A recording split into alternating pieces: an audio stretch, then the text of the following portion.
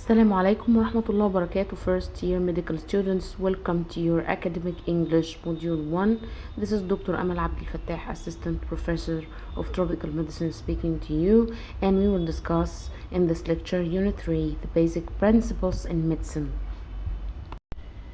The learning objectives in this unit are in vocabulary, you will learn how to pronounce syllable stress in multiple syllable words, and you will learn some prefixes. And in listening skills, there will be preparing for a lecture and how to predict the lecture contents, and how to take notes during the lecture, and how to use different information sources before you start listening to your lecture. And there will be speaking skills like how to report your research findings and how to formulate questions. Before we start our vocabulary, our syllable stress, we will discuss some questions.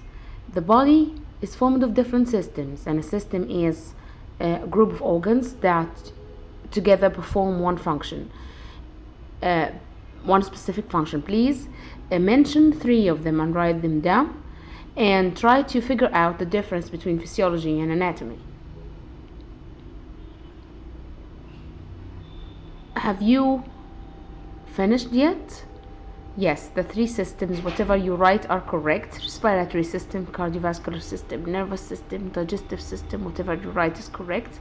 And the difference between physiology and anatomy is that physiology is so concerned about the functions of the human body, and anatomy is concerned with the structure of the human body. Now look at the vocabulary, the words in the box A, and I will read them for you. Artery, breastbone, capillary, collagen, organ, pelvis, platelet, pump, rib, shoulder blade, skeleton, tissue, vein, vertebrae, vessel. Look at the 2 pictures, picture 1 and picture 2, and try to sort the word in the box according to them. And you will have 15 seconds.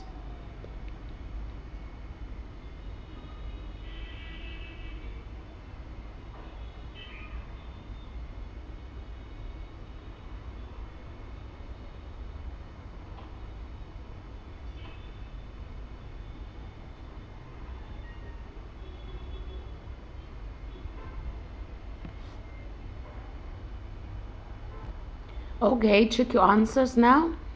For the picture 1, you see a skeleton, the breastbone, collagen, skeleton, shoulder blade, pelvis, rib, tissue, vertebrae. And for picture 2, it's about the cardiovascular system, artery, capillary, platelet, pump, organ, vein, vessel. Name the 4 systems in the 4 pictures. You have 10 seconds.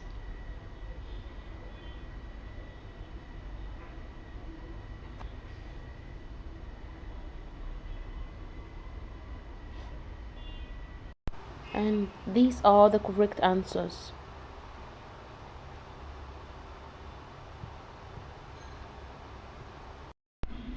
Before starting with the syllable stress, you have to understand what's the syllable. A syllable is a part of a word that has one vowel sound. So some words are short words that have just one vowel sound, called one syllable words, and there are multi-syllable words that have more than one vowel sound. So a syllable is a part of the word that has just one vowel sound. What's a stress? A stress is to pronounce something longer and louder than other things. So pronounce a word or a syllable longer and louder than other syllables. Sometimes if the word is a 1 syllable word, the whole word is stressed. And if it's a long syllable word, just 1 syllable only becomes stressed.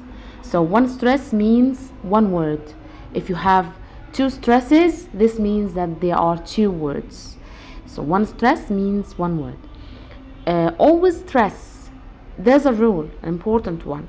Stress the first syllable in nouns and the last syllable in verbs, and I'll give you examples later on to show you how important this rule is. Remember that critical syllable stress can be critical for the understanding of the meaning. And in unstressed syllables, the vowels in the unstressed syllables turn into a weak form that's called schwa. So the schwa is a weak form of the vowel, and it's seen or heard in the unstressed syllable.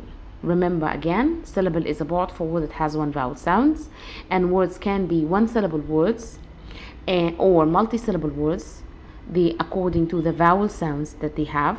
And the syllable stress is to pronounce one syllable longer and louder than the other syllables, and this can be critical for the meaning sometimes. Sometimes very long words have primary and secondary stress, which is the secondary stress is less and shorter than the primary one. Another rule, important rule, is stress the first syllable in nouns and the last syllable in verbs, and that have to know that the vowels and the unstressed syllables turned into schwa, which is the weak form of the vowel. To be able to understand me more, to be able to understand the syllable stress more, listen to me saying these words in two different stress forms. The first one, present, object, contract, import. Again, present, object, contract, import. This is pronunciation with putting stress on the first syllable. Again, I will repeat the pronunciation, putting the stress on the second syllable. Present, object, contract, import. Notice how the meaning changes. Present, it's a gift. Present is the verb to introduce. Object, this is something. Object, to say no to something, to disagree. Contract, that's the noun. Contract, to write a contract, that's the verb. Import, to bring, that's import, that's the noun. Import, that's the verb. So notice how the syllable stress makes a difference in the meaning. Connected speech, and this information will help you with listening. So connected speech, it's when words join each other in a connected stream of sounds. So during speaking, you just cannot go like saying, is he busy? This is not the correct speaking way. You have to say, is he busy? So the three words turn into just one word. So in connected speech, the words join each other to form one connected stream of sounds. There are strong forms that are pronounced fully and stressed. These are content words that hold important meaning, and the weak words like prepositions and other function words, they will go unstressed and they would be pronounced in the weak form. So it doesn't hold an important meaning, an important addition to the meaning, so it will go unstressed. An example, I give you an example for that. I can speak Italian. So the verb can, which is a modal verb, doesn't hold a specific meaning. What makes it important, speak Italian. So you will find that the verb and the language Italian are stressed, while can, you see the pronunciation between the slashes here, the vowel has dropped or turned into a weak form. So it's the correct pronunciation will be, I can speak Italian. When I say good morning, you say that the good morning turns into good morning, and the stress is on the first syllable of the word morning. The same verb can be stressed sometimes if it holds an important addition to the meaning. I don't speak Italian, but I can speak Spanish in emergency. I can. Why is it stressed? Because it holds an importance. it holds an important addition to the meaning. So if the word doesn't have an importance by itself or important addition to the meaning, it will go unstressed, and the vowels in it will turn into schwa form. The schwa sound is a feature of weak forms. So the strong form is the content word that goes stressed and pronounced fully, and the weak forms, function words, are pronounced in a weak way and are not stressed, and the vowels in them turned into schwa. Maybe this explains why it's difficult sometimes to make out every word native speakers would say. Native speakers will unstress the function words and stress only one syllable of multi-syllable words. So you notice that half the speech is falling out. That's not pronounced. Half the speech is not stressed. They stress just content, important words, and they stress just one syllable of each word. So it makes it, sometimes the unstressed parts of speech will not be heard. So sometimes you feel it's difficult to listen to native speakers, difficult to follow what they are saying. I will give you some important advices if you want to improve your listening. You can differentiate the stressed syllable from unstressed syllable by the presence of the vowel sound and the length of the vowel sound. And you have to learn to predict the word by listening to the stressed syllable. If you are quite familiar with the word, if you know the word and you know the correct pronunciation of a word and know the correct stress or the correct pronunciation, the correct syllable that's stressed, you will be able to predict the word by listening to the stressed syllable. You will recognize the word from its stressed syllable. This is how you improve your listening. You will be able to listen to the speech and recognize the words and try to find them by listening to the stressed syllable in them. That, provided that you know the stressed syllable, you know the correct pronunciation of each word.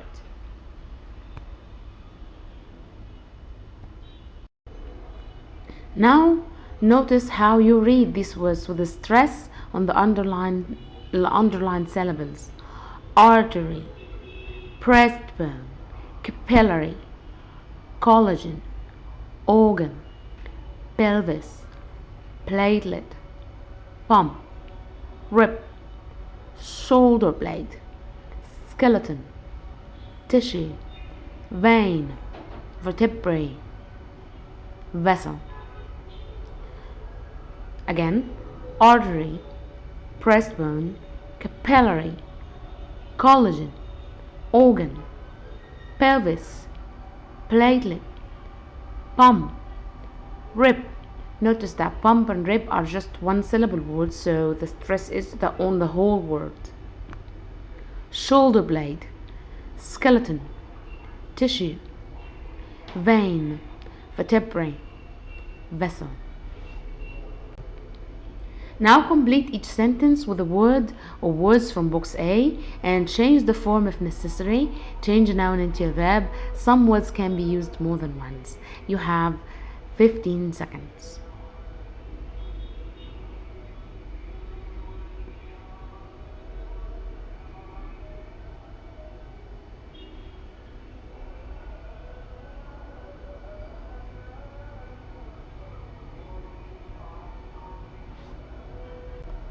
Now check your answers. I hope you answered them correctly. Prefixes are parts of the words. Affixation actually is adding letters to a word to make another word that may be another part of speech or adding a different meaning. So the affixation is adding letters to a word. Sometimes these letters are added to the beginning of the word. Sometimes they are added to the end of the word. If they are added to the end of the word, this is called suffix. But if they are added to the beginning of the word, that's called a prefix. An example of that, entertain, that's the verb, and you add the suffix ment to create a word that's called entertainment, that's the noun, different part of speech. Care, that's a verb. Add the suffix less or full, lacking, which means lacking certain character or having a certain character, to create two adjectives. Careless or careful. Tidy, that's an adjective. You add a prefix on to create another adjective, which is the antonym of the adjective untidy. Okay, these are the examples of affixation. Now read these words and try to find the prefixes and what they mean.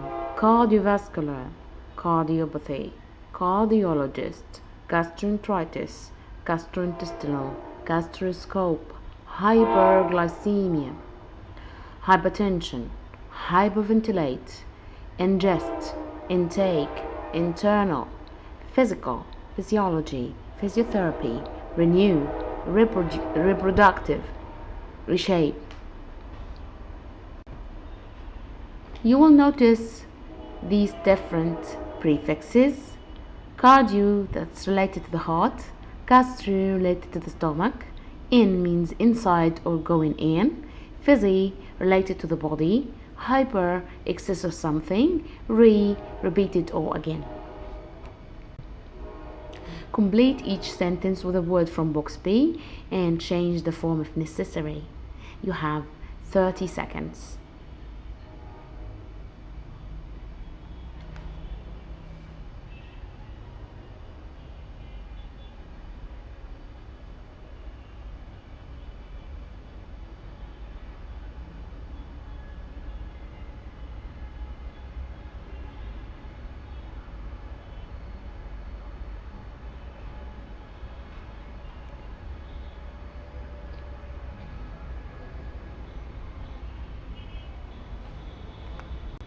Now check your answers. I hope you found the answers correct.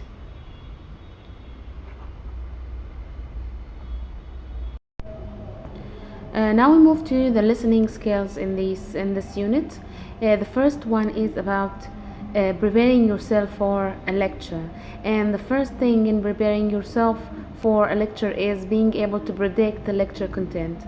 If you look at these four diagrams, you will see that one is a picture of the gastrointestinal tract, GIT, digestive system, and two, that's bone marrow and the production of different types of blood elements, and three, it's about blood, and four, that's the heart and the main blood vessels. So you can understand that this is what type of a lecture. Yes, of course, this is a physiology lecture. It talks about what systems are the cardiovascular system, mainly the heart and the blood vessels and the blood. And of course there's some sort of information that will be concerning the gastrointestinal tract or the digestive system. So this is a physiology lecture. Being able to predict the content of the lecture before you attend it is very important. It will help you follow the lecture and maximize the use of it. And of course, if you want to prepare yourself more by researching the topics of the lecture, it will actually predicting the lecture content will be the first step for that. Taking notes is another important thing. If you are a university student and you want to, this is a very important listening skill, that you take notes during lectures, and this is very important for every college student. Taking notes, you have to focus on the main ideas. You have to have a uniform system of abbreviations. You have to use keywords and short sentences so you'll be able to record whatever you hear quickly, and keep your notes in order, and use headings and subheadings. And you have to have a global understanding and listen for main ideas. So taking notes is another important listening skill that you will have to learn in this unit. And all the exercise from the good old days of school. Label the picture. You have 30 seconds to label this picture.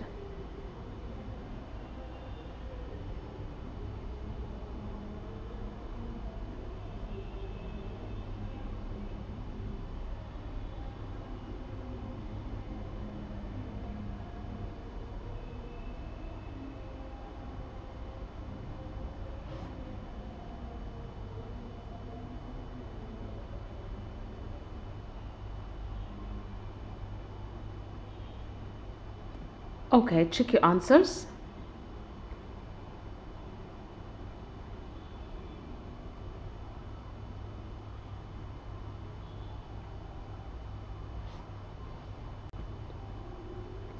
Now, an important skill in preparing yourself to attend lectures. After you have predicted the content of the lecture, you have to go through, make a research before the lecture, which is learn before learning. You have to have an idea about the topic of the lecture itself, so you make certain researches. The first step is find the textbook definition and record it.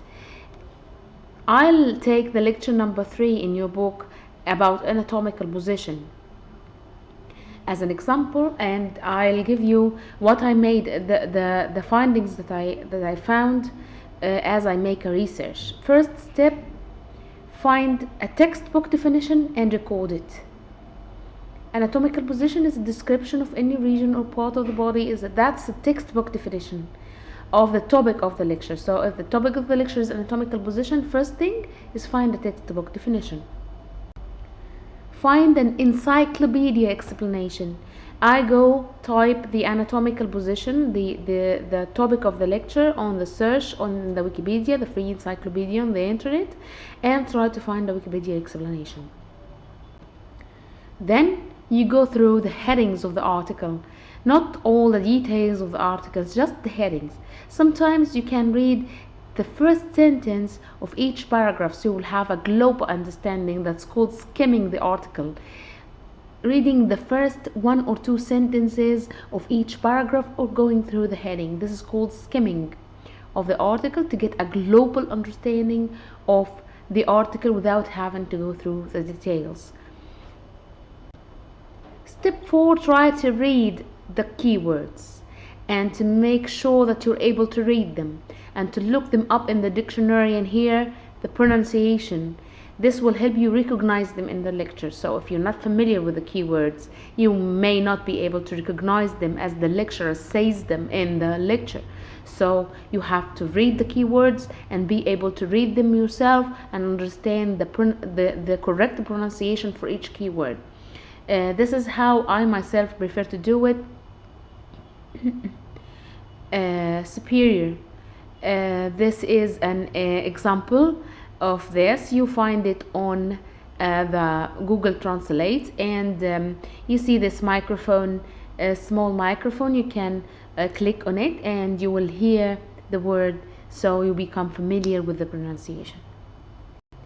The last step, which is record your information. You can use tables, maps, spider diagrams. So you have to record the information that you come up with, and this way you will be ready to listen to the lecture. The first step is find a textbook definition. Second step, find an encyclopedia explanation. Third step is go through the headings, skim the article on the encyclopedia and go through the headings and subheadings so that you have a global understanding about it. The fourth step is you get familiar with the pronunciation of the keywords, and the last thing is that you record the information that you hear, and after that you are ready to listen to your lecture. After predicting it, you have to make a research before a lecture and then listen to your lecture. Now do it yourself. Work with your group and prepare for one of the lectures here: movement of the body, the history of human anatomy, anatomical position, functioning of the gastrointestinal system. So pick one of these topics and try to make a research before the lecture and record the data that you find and share it with your class. At the end of each lecture, you will be asked to either report the lecture content to one of your colleagues, or to or formulate questions so that you can ask about the things that are not clear to you during the lecture. So these are very important skills that you will have to practice with your friends. Listen to the lectures carefully and read the transcripts on page 117. and try to summarize the lecture and report the lecture content to one of your colleagues, and try to formulate questions about the lecture. Match the words and definitions, and you have 30 seconds to do that.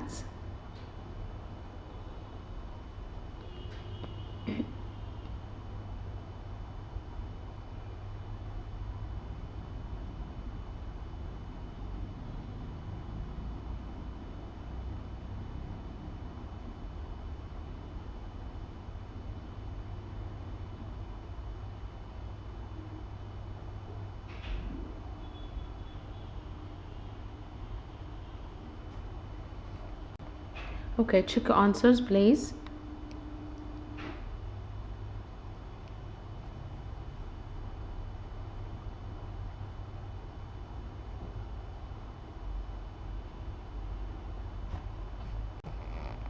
Now, practice describing relationship between different regions of the body, and write about the lecture slides using words and phrases from exercise G. That is the last thing in our lecture, that you practice describing the relationship between different regions of the body, and write the about the lecture slides so that you'll be able to report them to your colleagues. Thank you very much, and good luck and best wishes from me, Dr. Amal Abdel Fattah.